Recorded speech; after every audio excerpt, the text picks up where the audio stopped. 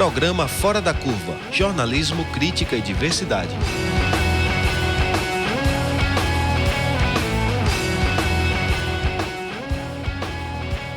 Bom dia, ouvintes das rádios Universitária 99.9 FM e 820 AM, são 11h30 da manhã e começa agora o Fora da Curva, jornalismo, crítica e diversidade na nossa rádio pública, jornalismo honesto.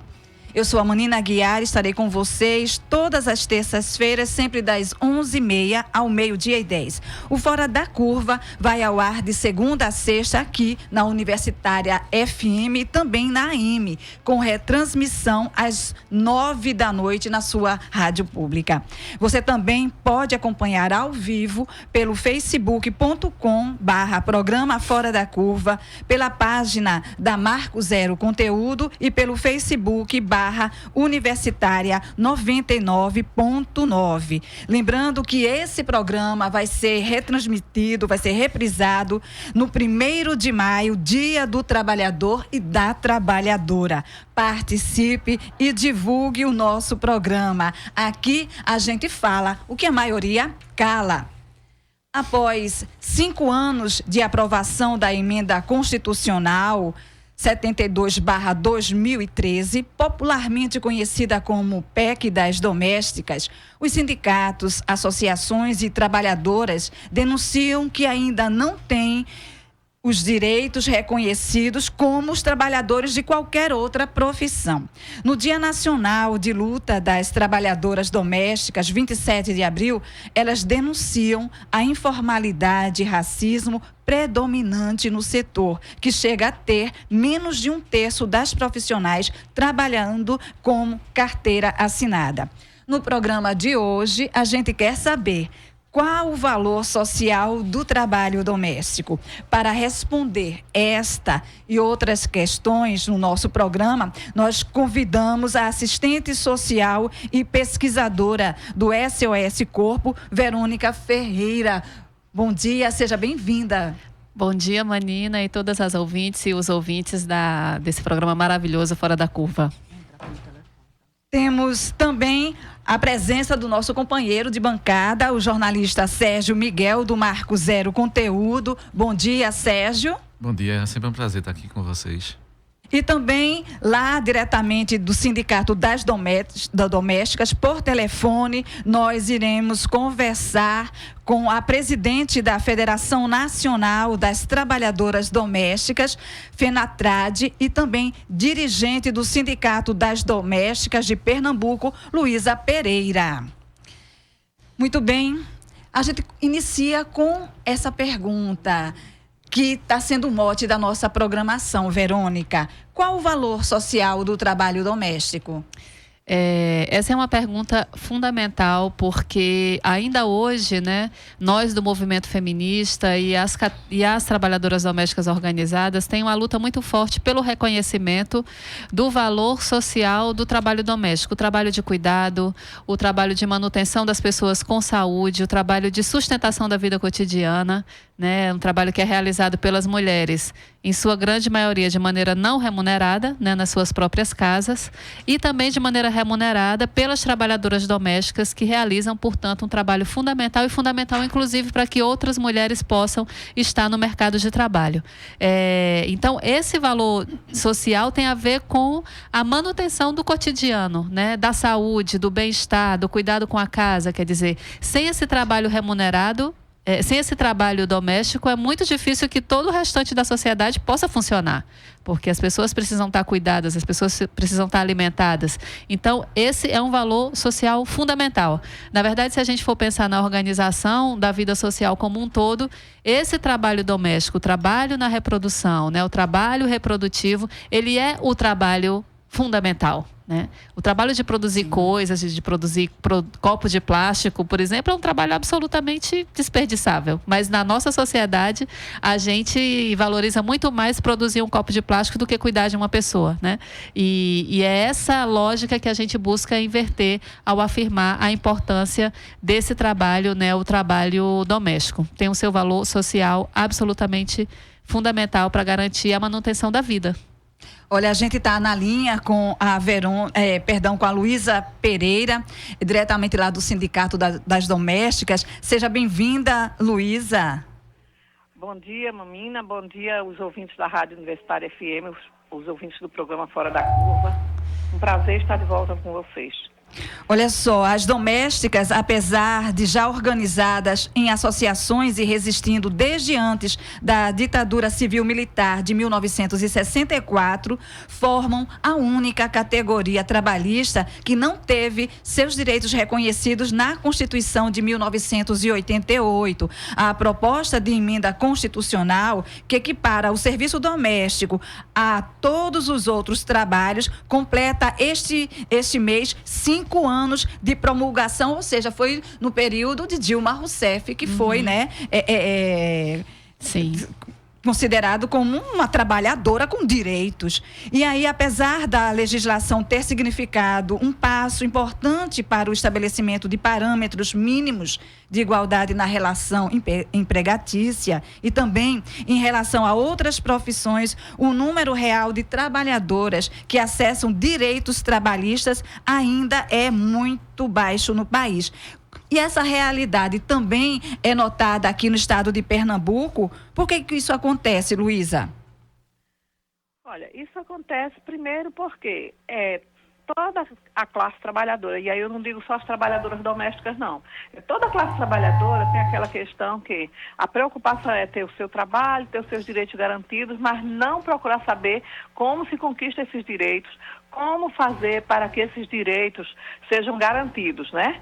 E aí só procura o sindicato quando é demitido, né? Não procura antes para se informar, muitas vezes está no trabalho, está sendo lesado, está tendo os direitos desrespeitados. Eu diria que é falta de informação da categoria também, né? O fato da gente estar com menos de 45% de um total de quase 8 milhões de trabalhadores em todo o país não tem carteira assinada. Menos de 45%. Temos cerca de 42% no total de trabalhadoras formalizadas. E isso se dá também pela falta de informação da categoria, né? E o desrespeito do empregador, porque a trabalhadora, ela tem aquele horário corrido para fazer todas as tarefas, mas o empregador, ele sabe que está contratando uma trabalhadora, então ele também sabe que isso tem encargos sociais, tem leis que tem que ser cumprida. Luísa, você colocou aí, né, falou já alguns números, a gente reforça a Pesquisa Nacional de Amostra por Domicílio de 2017, aponta que há mais de 6 milhões de mulheres empregadas como trabalhadoras domésticas no Brasil e a maior parte delas são negras. O estudo também revela que apenas 20,4% são contratadas legalmente, ou seja, menos de um terço da categoria tem acesso a esses direitos estabelecidos pela PEC, como, por exemplo, o 13º, férias, aviso prévio, fundo de garantia por tempo de serviço, o seguro acidente de trabalho, a regulamentação da jornada de trabalho, das horas extras, da adicional noturno, enfim. Abono família. Como? Abono família também. Abono família. Então, o que é que pode ser feito para que esses direitos possam realmente chegar até as empregadas domésticas? Eu falei anteriormente a questão do empregador, porque, querendo ou não, o empregador, ele é uma pessoa mais esclarecida, ele é uma pessoa que sabe que está tomando o serviço daquela trabalhadora. Então, dizer, eu não sabia, aqui tem casos que a trabalhadora só vem receber o abono família na hora da rescisão. Aí dá um acréscimo maior para o empregador, porque foi o acúmulo de outubro de 2015 até o momento da rescisão. Porque o empregador diz que não sabia, ou do contrário, ele fica insistindo quando a trabalhadora diz, não, mas eu tenho direito ao abono família, eu vi na televisão, e eles continuam afirmando que não, ou seja, é a negação de direitos. Né? E o que é que a gente pode fazer? O sindicato, infelizmente, a gente não tem, como os outros sindicatos, o direito de ir nas residências. Porque uma empresa, mesmo ela sendo privada, o sindicato daquela categoria, ele pode ir até a empresa, ele recebe a denúncia e vai até a empresa verificar. No nosso caso, a gente não pode fazer isso, a Constituição não permite. que a gente vá até a residência do empregador, né? Então, é uma fiscalização indireta. Primeiro, a gente tem que ouvir a trabalhadora, encaminhar para a Superintendência Regional do Trabalho. A Superintendência vai mandar uma correspondência notificando o empregador com dia e horário para ele ir até lá, se justificar o porquê da carteira não estar assinada. Então, tem toda essa questão de burocracia que emperra o respeito ao direito à trabalhadora, né? Olha só, daqui a pouquinho a gente retorna a conversar com você, tá certo, Luísa? E eu quero informar também para o pessoal que está acompanhando o Fora da Curva, nós estamos também com uma enquete. O trabalho doméstico é valorizado no Brasil? Você deixa a sua opinião aqui na página do programa Fora da Curva, ok? Verônica, agora é com você que a gente fala um pouquinho mais. Até que ponto essa realidade escancara as desigualdades de gênero, de classe, de raça? Haja visto um dado que a gente deu anteriormente, que a maioria das empregadas domésticas são mulheres negras. Exatamente. A gente tem hoje no Brasil, as trabalhadoras domésticas são a segunda maior categoria de trabalhadoras. São 6,6 milhões de mulheres. A maioria delas mulheres negras e mulheres pobres, né?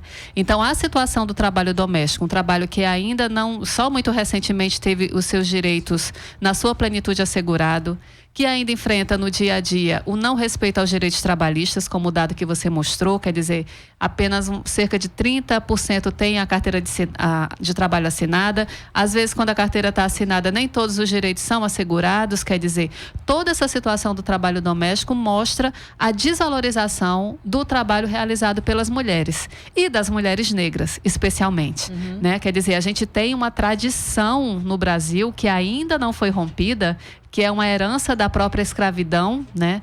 E é uma herança dessa sociedade patriarcal. Na verdade, não é nem uma herança, porque é essa permanência, né, dessas estruturas desiguais para as mulheres, para as pessoas negras e para as mulheres negras.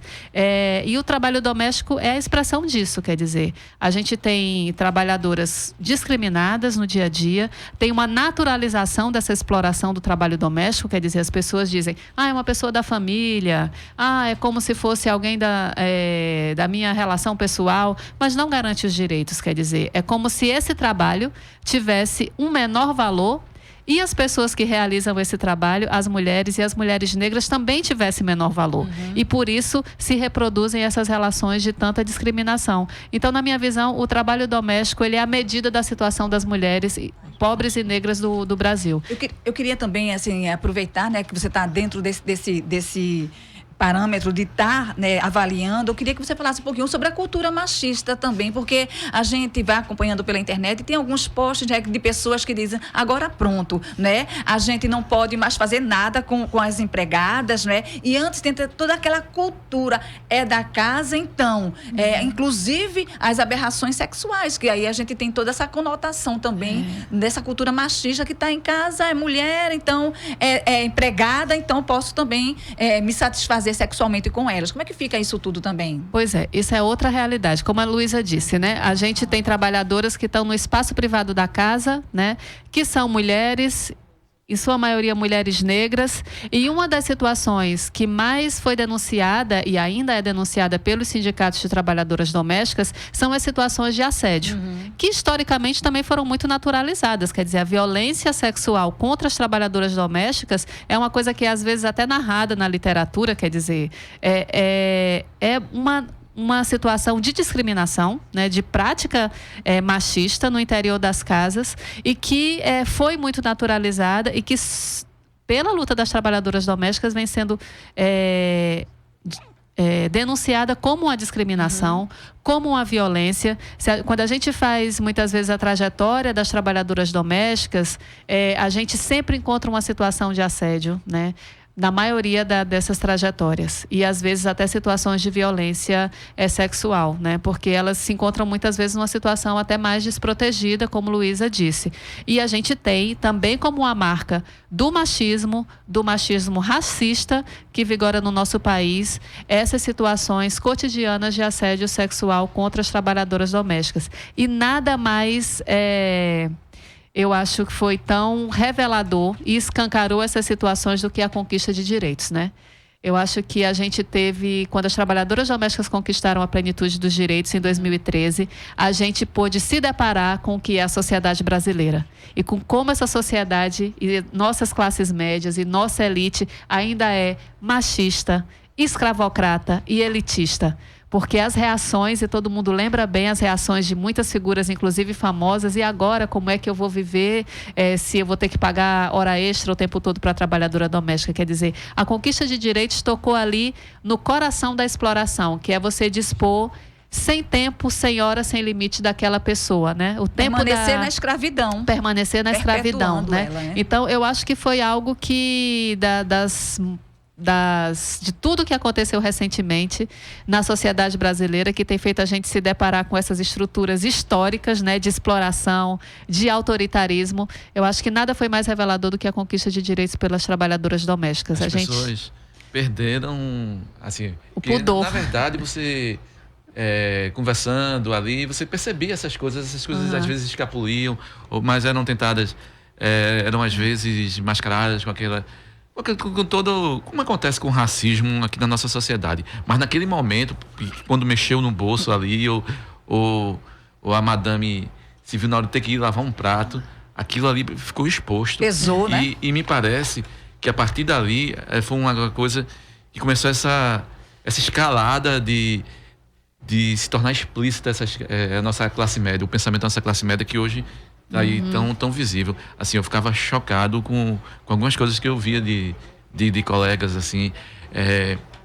Mas a Verônica falou, e Luísa em algumas coisas aqui, primeiro da importância, que eu acho que é uma coisa, porque essa reação também mostra como a luta, estrutura, né, social nossa é dependente do trabalho doméstico. Então ele tem uma importância econômica, social, cultural muito forte no país. Exatamente. E isso não é visto pelo patrão. E uma coisa que Luísa falou aqui também da desmobilização, tem uma série de fatores. Me parece também que não é visto pelas próprias trabalhadores domésticos. E assim, isso tem muito a ver com como esse trabalho é representado aqui na nossa sociedade. Um exemplo, eu acho que ilustra muito isso, que deixa isso muito claro, é como a trabalhadora doméstica é retratada nas telenovelas. Sim. Exatamente. É uma coisa assim, que é uma coisa que tem uma penetração muito grande, muito mais até mesmo do que o jornalismo. E ela sempre tem um papel submisso, um papel de engraçada, né? De secundária. Ela nunca é tão no centro da trama. Isso. É aquele papel secundário, estereotipado, sabe? Sempre uma senhora de meia idade, nordestina, geralmente. Procuram sempre mulheres negras. Existe uma estereotipação. E quando algumas vezes é uma mulher considerada bonita pela sociedade, ela sempre é amante do patrão, ela é um objeto sexual. Exatamente. Então, isso é como... E interessante que, se você for ver os números de audiência dessas coisas, são essas trabalhadoras que em grande parte, responsáveis pelas audiências dessas novelas. Então, elas se veem daquela forma, representadas daquela forma, sabe? E os patrões se veem que elas são aquilo. Então, eu acho que isso tem um peso muito grande nessa... Com certeza. Nessa o papel da mídia perpetuando essa imagem, né? Passando a ideia de que a pessoa ser negra está fadada a ter, né? A ser trabalhadora doméstica e sem direitos. Exatamente. Porque ser trabalhadora doméstica não é nenhuma, digamos assim, não desmerece ninguém. Exatamente. Mas ter o seu trabalho valorizado, respeitado, não é?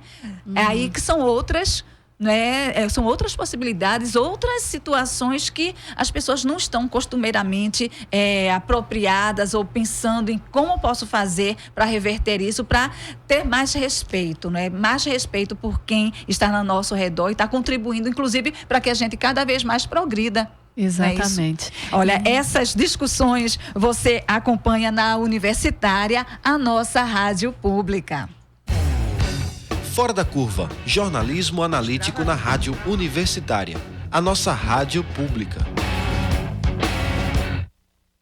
Participe e divulgue o nosso programa, o Fora da Curva. Lembrando, vai ser retransmitido aqui pela nossa rádio pública às 9h da noite de hoje. E a gente está com uma enquete na nossa página, perguntando no Instagram, muito bem, o trabalho doméstico é valorizado no Brasil?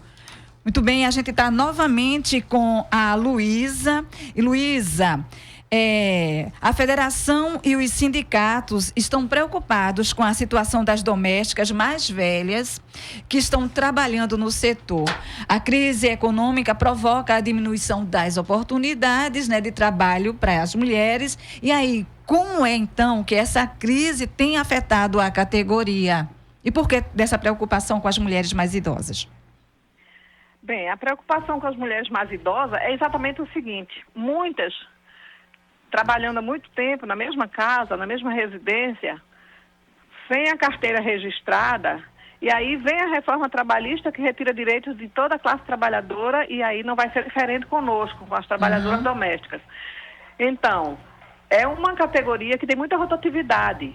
Elas já estão mais idosas, não contribuíram. Como é que essas companheiras vão se aposentar futuramente? Essa é a preocupação, né? Porque as mais jovens, geralmente, elas ou estão mais conscientes, dos seus direitos e justamente vão em busca deles, ou elas vão migrar para outra categoria. Mas as mais idosas, aquelas acima dos 45 anos, negra, analfabeta, semi-alfabetizada, o que vai ser do futuro dessas companheiras, Eu tenho 62 anos, eu estou aposentada, mas aquelas que ainda estão no mercado de trabalho, como é que vai ser o futuro delas? Com essas reformas que a gente vê aí que retirou direitos, a reforma da Previdência que até o momento, por conta da intervenção federal, ainda bem não foi votada, mas a gente sabe que mais dias, menos dias, eles vão colocar novamente na pauta, e aí a gente tem que estar preparado para estar nas ruas, gritando não à reforma da Previdência. Por quê? Na reforma da Previdência, caso venha a ser aprovada, muitas companheiras vão terminar os seus dias como na década de 30, 40, quando já estavam envelhecidas, que não podiam mais trabalhar. O resultado delas se tinha um parente, ia se encostar na casa de um parente que a aceitasse. E se não tem, iam para os abrigos. É isso que nós queremos? É isso que se chama progresso? É isso que se chama valorizar o trabalho do doméstico, que é um trabalho que organiza a sociedade? Porque a gente tem aquela questão, o Ministério do Trabalho diz que não somos uma categoria lucrativa e a federação e os sindicatos discordam. Nós somos uma categoria lucrativa, sim. Nós oferimos lucro para a sociedade, indiretamente, quando a gente está nas residências fazendo trabalho doméstico para que as pessoas daquela família possam estar no mercado de trabalho, contribuindo com a economia e se realizando profissionalmente. Então, o trabalho doméstico no Brasil, ele deveria ser mais valorizado, porque sem o trabalho doméstico, com certeza, muitas mulheres que hoje estão no mercado de trabalho não teriam tempo suficiente para se dedicar totalmente, Então, tem essa preocupação com a trabalhadora mais idosa, Como é que elas vão se aposentar futuramente. Sim. E como eu estava ouvindo aí você falando a questão da valorização do trabalho doméstico, A gente tem que valorizar o trabalho doméstico, sim. Não é desonra nenhuma a gente estar numa residência, cuidando da família, cuidando da casa, não é desonra nenhuma. O que a gente precisa é ser valorizada. Olha, Luísa, uma outra questão é a informalidade que persiste nas relações que envolvem o trabalho doméstico, que é marcada por negociações e aqueles acordozinhos que fogem às leis e demonstram também a desigualdade entre empregadores e trabalhadoras. Como é que você está vendo isso? As empregadas domésticas estão tendo mais possibilidades de acessar esses direitos, a exigir dos seus patrões e patroas? Como é que fica isso? Claro que hoje nós temos mais conhecimento, temos mais orientação. O sindicato, a gente sempre tem no segundo domingo do mês, a gente tem reunião mensal, convida as companheiras quando elas ligam para pedir informação, a gente dá informação, mas convida elas para virem ao sindicato. essa quinta-feira agora, 26, às 14 horas, nós temos aqui no sindicato uma palestra do pessoal do INSS que vem tirar dúvidas sobre Previdência Social com o Programa de Educação Previdenciária, ou seja, o sindicato, a federação, a gente tem tentado fazer o nosso melhor possível para que as companheiras, elas fiquem mais conscientes dos seus direitos e busquem que esses direitos sejam garantidos. Olha, em 30 de novembro desse ano, o Sindicato das Trabalhadoras Domésticas está completando 30 anos da sua fundação. Então, como é que vocês pretendem comemorar essa data para mobilizar a sociedade para a valorização do emprego doméstico? Bem, a gente tem uma comissão que formamos, né, que a Sim. gente está vendo a possibilidade de fazermos um seminário. E nesse seminário, claro, vamos convidar pessoas para vir fazer análise de conjuntura para nós, né? Pretendemos também trazer trabalhadoras domésticas de cidades do interior, porque se aqui na capital muitas não têm os seus direitos garantidos, imagine nas cidades do interior, onde a informação é mais difícil chegar. Uhum. Então, a gente tem, esse ano, nós temos também o lançamento de um aplicativo, o aplicativo Laudelina, certo? Que a trabalhadora doméstica pode acessar pelo celular e ver os seus direitos na palma da mão, como a gente costuma dizer. E a gente pretende comemorar os 30 anos do sindicato com esse seminário, com palestras. E chegando, inclusive, temos uma panfletagem, né? Nós vamos fazer panfletagem nas integrações, né? A gente em ônibus, tudinho. Ou seja, a gente vai fazer aquele trabalho de base que a gente sempre fez. Só que esse ano, com um diferencial, que é os 30 anos que o sindicato está comemorando. Luísa Batista, muitíssimo obrigada pela sua participação, parabéns por toda a luta e por não desistir nunca de organizar essa categoria que é para a gente símbolo de resistência e de luta por uma vida melhor com dignidade no trabalho. Muito obrigada, viu? Obrigada a você. Obrigada aos ouvintes do programa Fora da Curva, né? E, se você me permite, reforçar o convite para esta quinta-feira, às 14 horas, aqui no Sindicato das Trabalhadoras Domésticas, o programa de educação previdenciária, onde as companheiras podem vir tirar suas dúvidas sobre Previdência Social, tá? E no terceiro domingo de maio, nós temos também uma reunião às 14 horas. Muito bem, muito obrigada, boa sorte e firmes na luta. Obrigada a você pelo espaço.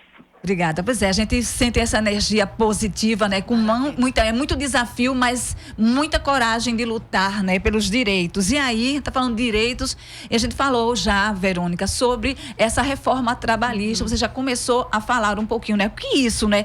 Tem atingido as mulheres. Por quê que a gente costuma dizer que a reforma trabalhista, principalmente, atingiu mais as mulheres?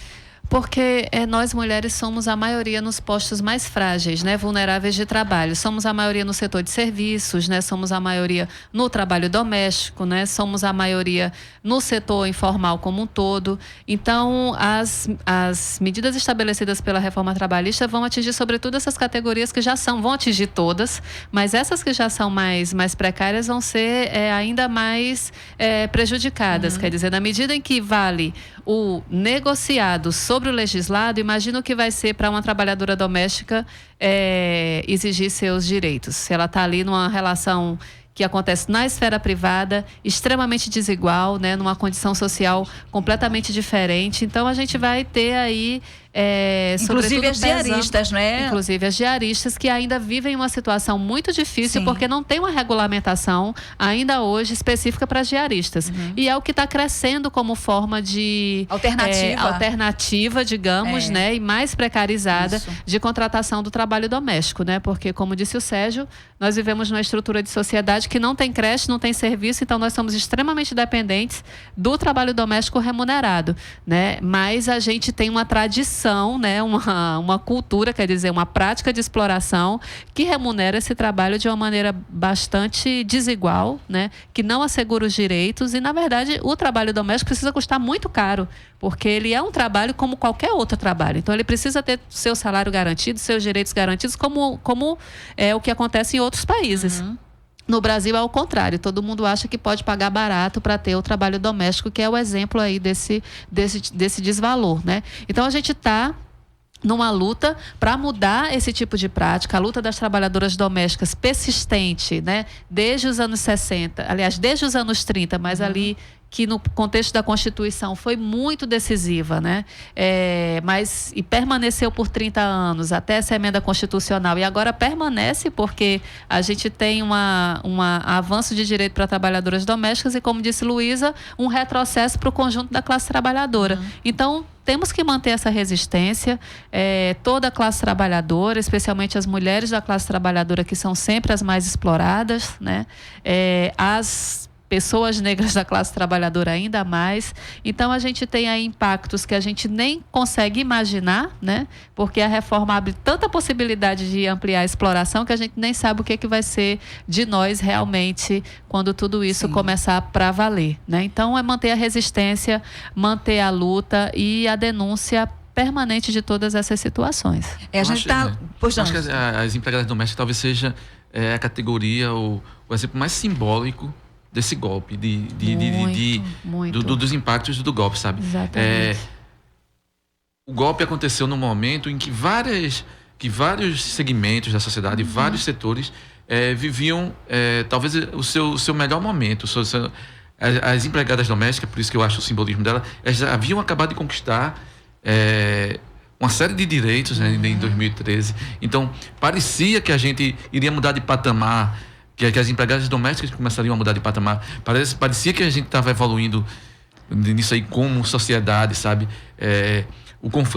Igualdade no campo do trabalho, né? O próprio fato desses conflitos e das opiniões da classe média estarem expostas, eu acreditava até que isso ia ajudar a resolver, sabe? Porque às vezes é preciso o conflito, é melhor do conflito do que as coisas estarem ali mascaradas, escondidas, maquiadas. Então parecia.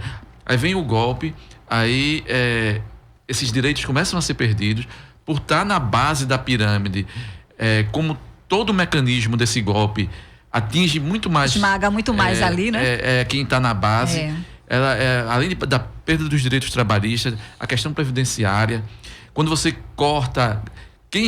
Qual categoria mais depende do Sistema Único de Saúde, que vai ter as verbas cortadas? Exatamente. Quem mais depende de creches do que elas? Porque enquanto ela está tomando conta dos filhos, dos nossos filhos aqui, a dela está onde?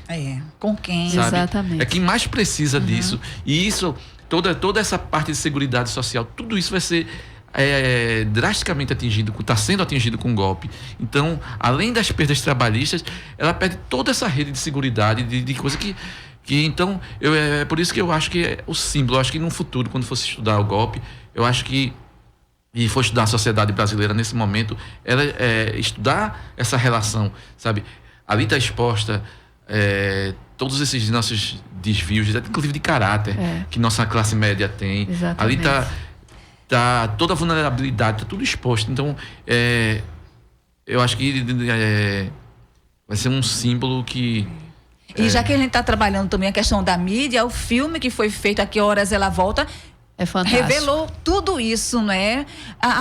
Revelou isso para quem vive, para quem está explorando e para uma parte da população que acreditava que aquilo tudo era normal. Exatamente. Não né? Porque os direitos das trabalhadoras domésticas, é muito importante isso que o Sérgio diz, ele não mexeu no bolso. A principal mudança não foi no bolso. Porque se você já pagava todos os direitos, você teve o que ali? 70, 80 reais, que foi o FGTS obrigatório, né? Mais ou menos isso hoje.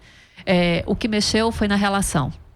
Uma trabalhadora que se afirmou como um sujeito de direitos, que ganhou altivez naquela relação, quer dizer, a imagem das trabalhadoras domésticas mudou, inclusive nas novelas, né? Claro, não foi uma coisa que permaneceu, porque permanece essa imagem caricaturizada, mas quer dizer, a expressão de luta das trabalhadoras domésticas ganhou muito espaço. Isso dá muito, né? Muito poder também, né? Para aquela trabalhadora se afirmar. E o que mexeu, sobretudo, foi na relação. E, sobretudo, na questão de dispor sem limites do tempo da outra pessoa. Porque Eu não tenho dúvida, e nós lá no SOS Corpo, de que o principal direito que foi rechaçado pela classe média, além dessa visão da trabalhadora doméstica como alguém que existe, tem direitos, foi a regulamentação da jornada de trabalho. Porque a classe média é o que o filme mostra, quer dispor daquela pessoa o tempo inteiro, o tempo todo. E se ela mora no local de trabalho, é que ela é mais pior. Exatamente. Escravizada e desvalorizada, então, colocar um limite nessa relação de exploração que se confunde, né? O tempo da jornada se confunde com o dispor da pessoa inteira, né? A toda hora, é o que mexeu, né? Mexeu na relação e a reação foi muito profunda. Então, eu concordo inteiramente com o Sérgio. Verônica, eu queria que você colocasse aqui, a gente já está dando uma olhadinha ali já para o relógio 12h05, né? Está passando, né? Eu queria que você falasse como é que a população, né, pode também estar contribuindo, pode apoiar a luta das trabalhadoras domésticas, não é? A Luísa falou que vai ter um evento e geralmente, é das trabalhadoras domésticas, não sei, eu não vou. Como se mobilizar por essa luta, por essa causa? Eu acho que apoiando a luta das trabalhadoras domésticas de diferentes maneiras, né? Se você é uma pessoa que atua nas redes sociais, ajude a difundir os direitos das trabalhadoras domésticas, difunda esses direitos na sua vizinhança, bote um cartaz no seu condomínio, certamente ele vai ser retirado algumas vezes, mas você vai, insiste, coloca de novo, né? Participa do sindicato, se você é um estudante, está fazendo pesquisa sobre trabalho, também procure estudar, contribuir para a produção do conhecimento aí sobre as trabalhadoras domésticas, quer dizer, a própria categoria empregadora precisa buscar conhecer mais e se dispor e realmente mudar a sua atitude, né? Isso só muda com o conflito, né? Mas é importante que a gente possa avançar também desse ponto de vista, né? De assegurar os direitos, né? De assegurar o valor desse trabalho, de mudar essas relações de exploração no dia a dia. E acho que todo mundo que está engajado na luta política precisa reconhecer, dar visibilidade à luta das trabalhadoras domésticas. Eu acho que a luta feminista também, no feminismo também, porque elas são mulheres ali. Então, ao você se engajar na luta feminista, você está ajudando a luta das empregadas domésticas. Ao se engajar na luta contra o racismo, você vai estar ajudando, sabe? E eu acho que se você quer contribuir também, e você é classe média que está ouvindo aqui a gente, é patrão, cumpra seus direitos. É a primeira coisa, cumpra os direitos, pague tudo direitinho, faça tudo dentro da lei. Eu acho que é o primeiro passo para você tentar mudar essa situação, começando por você dentro de casa. Exatamente. Bom, Verônica, muito obrigada pela participação, pela contribuição. Lembrando, a enquete que estava no Instagram, se o trabalho doméstico é valorizado ou não. Gente, isso aqui demonstra realmente o que nós acabávamos de falar. 98% disse não, 2% disse sim. A gente aproveita a oportunidade também. Victor Aguiar vai fazer uma nota, vai ler uma nota. Pois não. Vai ser votado hoje na Câmara de Vereadores do Recife o requerimento de número 2106 de 2018, de autoria do vereador Ivan Moraes, do PSOL, para conceder voto de aplauso ao programa Fora da Curva. O documento aponta que o Fora da Curva entende o jornalismo como uma interpretação dos fatos, capaz de ajudar a ler e entender a realidade. Nós, do programa Fora da Curva, agradecemos pelo reconhecimento e vamos continuar fazendo um jornalismo profissional e posicionado. Muito bem, olha só, 1º de maio, 9 horas, ato público de luta com a saída no derby. E a gente fica super feliz, né, de estar desse lado da notícia, da informação, né, do jornalismo, que traz aqui um outro lado que costumeiramente não é colocado. E a gente está chegamos ao finalzinho do nosso programa aqui. A gente agradece a você que ficou nesses últimos 40 minutos conosco no programa Fora da Curva. O programa de hoje teve a produção de Sérgio Miguel, da Marco Zero Conteúdo, na coordenação Ana Veloso, professora do Departamento de Comunicação Social da UFPE, na apresentação Manina Aguiar, do Centro das Mulheres do Cabo, nos trabalhos técnicos, com muita alegria, nós recebemos aqui a Natália Demery e também nas redes sociais, minha gente, nós temos a Sofia, o Henrique Jonatas e o Victor Aguiar. Amanhã, 25 de abril, 28, você fica com a apresentação de Paula Reis, com o tema O que os presidenciáveis representam. Para todos que ficaram conosco, continuem aqui na Universitária FM. Até boa tarde.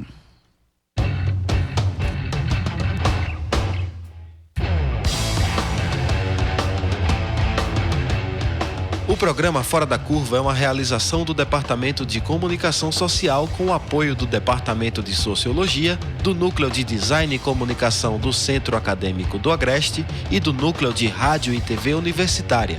Parceria com o Marco Zero Conteúdo, Centro de Cultura Luiz Freire, Centro das Mulheres do Cabo, Centro